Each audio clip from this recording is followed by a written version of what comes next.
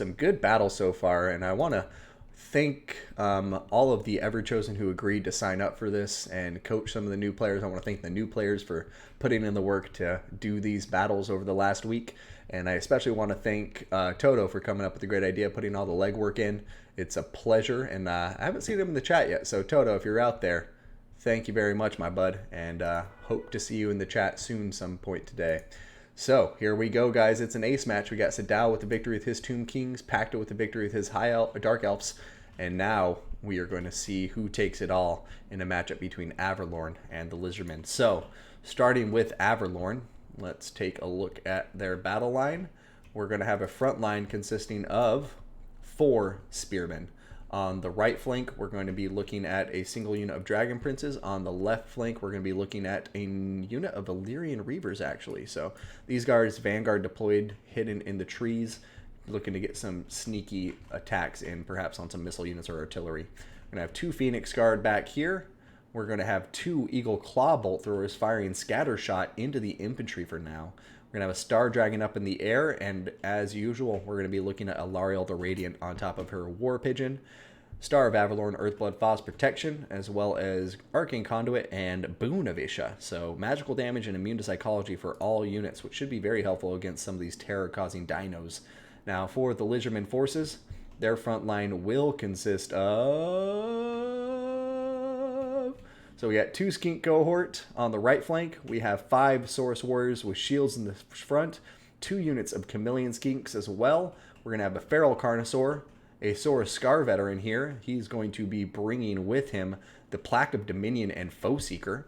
Then we're also going to have Lord Mazdamundi himself with Ruination of Cities, Banishment, the Shield of the Old Ones, Apotheosis, Harmonic Convergence, Net of Mintok, Sunburst Daddle, Hexwaddle, as well as Roiling Skies and Greater Arcane Conduit. So here we go, ladies and gentlemen. The battle has begun. Time to see who's going to win in this ace match. And yeah, I mean, as long as the High Elves... Yeah, I don't know. This match is going to be a tough one. This is going to be... I have no idea who's going to win here. Illyrian Reavers diving in on top of the Skink Cohort, but pulling out. Looks like neither player getting any damage. And honestly, it might have just been that they found each other and neither unit really charged into each other. I've seen that happen plenty of times in my day. And look at this. The Lizardmen are going to be pulling around, looking to go over here and try to counter those Illyrian Reavers, but I think it's a bit of an overreaction, or perhaps they're just running into the forest to try to dodge some of the incoming shots, but no, that can't be the case because here they are turning around the other way, and yeah, we'll see what happens. Star Dragon and the Dragon Princess, though, diving into the Saurus Warriors, and that's a great punish from Pacta here, diving in while the Lizards sent all of their anti-large killing power units over to the far right flank. And that's a good way to get some easy damage done. About a third damage done to the Saurus Warriors with shields. I think that was a nice play from Pacta. Meanwhile, over here on the left side, we're going to see the Illyrian Reavers along with Alariel the Radiant diving in on top of the Skink Cohort, doing a lot of damage. And the Skink Cohort look like they are going to start routing very, very soon. But I think Alariel should have stayed in there to help with her fear debuff, just to ease the passage of their souls to the afterlife. Phoenix Guard diving in over here. Looks like they're diving into the Skink Cohort, but they should be diving into the Saurus Warriors. These Skink Cohort are going to start routing, which is going to be a very nice opportunity for the Illyrian Reavers to get some nice charges here. But yeah, only time will tell. Meanwhile, on the front line, we're going to see the Eagle Claw Bolt Throwers just continue to lay in a lot of damage on top of Mazdamundi as the Lizardmen focus on destroying this front line. But yeah, right now, Dragon Prince is chasing down Skink Skirmishers. Sorry, these aren't even Chameleon Skinks, they're Skink Skirmishers, so no stock on them in missile resistance. We're going to see the Star Dragon playing it safe up in the air, and he's diving in on top of these Saurus Warriors with shields now. Phoenix Guard already going to win that combat with the help of the Star Dragon. It's going to be no contest, but the Star Dragon is going to wisely pull out now. But a Net of a Mintok going down. Feral Carnosaur. Oh! That was a really fortunate glitch there for the High Elves, as that could have been game over right there for the Star Dragon if it got caught by a Feral Carnosaur in a Saurus Scar Veteran. Eagle Claw Bolt Thrower wisely being pulled back. It's off its models, but it will stay alive. But look at this, ladies and gentlemen. We have a banishment on top of Illyrian Reavers. and Phoenix Guard, and that banishment is going to do a lot of damage on top of the Phoenix Guard. They're about half health now. Ruination of City is coming to follow it up, it would appear, and we'll see if that does any damage. Oh, fortunately for the high elf forces, that Ruination of Cities is going to go in the complete wrong directions. But right now, this is an interesting fight. Saying the Lizardmen have the balance of power edge, which I can agree with right now. They still have their 3 dinos, all of them above half health, 2 of them at full health. And they're compromising the Eagle Claw bolt throwers now. One of them is very far away from its artillery model, so it's not really a threat to them right now. The other one is getting chewed up by a feral Carnosaur. And yeah, it looks like the Star Dragon and Alariel are en route to take down this feral Carnosaur. Dragon Prince is coming over here, and this is a mistake. Feral Carnosaur, you got to get out of there. He's going to get pinned in place now. And the Star Dragon with Dragon Princess and Alariel, they'll be able to take him out.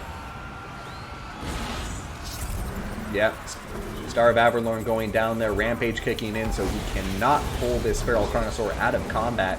But here come Mazdamundi and the Soroskar veteran. They're going to dive right through all those Phoenix Guard, no issues whatsoever. And now everybody is safely together once again. Oh my goodness, Dragon Prince is getting really, really healthy in that Star of Averlorn, but trying to pull out and now getting netted in place. And it's going to be crumping time for these 2 dinosaurs. Looks like the Star Dragon may be trying to get a breath off. I'm not quite sure.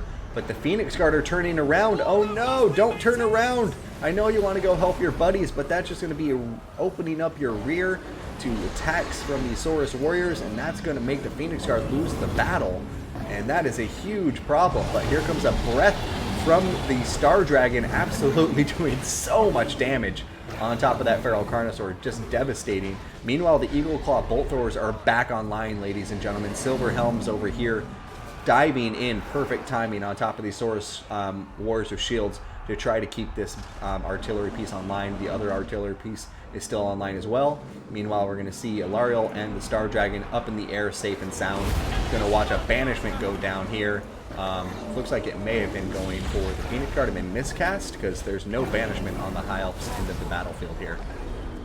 But yeah, oh, Dragon Prince is diving into that banishment too, and then be like, whoops, let's get out of here. Yeah, it just looks like the numbers for the Lizardmen are starting to overwhelm a lot of the High Elf forces, but looking across the battlefield, there's High Elf forces that are starting to get regrouped. The Star Dragon and Alariel are still full health, so this is anybody's game as far as I'm concerned. Also, want to keep in mind, here's another bunched up unit of infantry, and these 3 Saurus Warriors are fighting Phoenix Guard. Phoenix Guard are going to be able to kill all of them if it's just a frontal engagement. They need to get around, exploit those flanks like the Soroskar veteran and co are doing right now. And look at that! A big breath from the Star Dragon on top of this blobbed up formation of Saurus Warriors. And here comes the Star Dragon and everybody else into the fight. He looks like he was going to dive, and then he's going to pull up last minute. Over here, desperately trying to take care of the feral Carnosaur. Feral Carnosaur has that shield with the old ones along with everything else in the Lizardman army. And the Star Dragon is doing just fine in combat, it would seem. And oh my goodness, looks like he was getting an attack animation that might have been interrupted. But oh my goodness, picking up that feral Carnosaur and killing it. And there goes the feral Carnosaur. Balance of power going to swing in favor of the Wood Elves. Time to see what happens next. Ruination of Cities over here, doing some nice damage, it would seem, and routing those spearmen almost.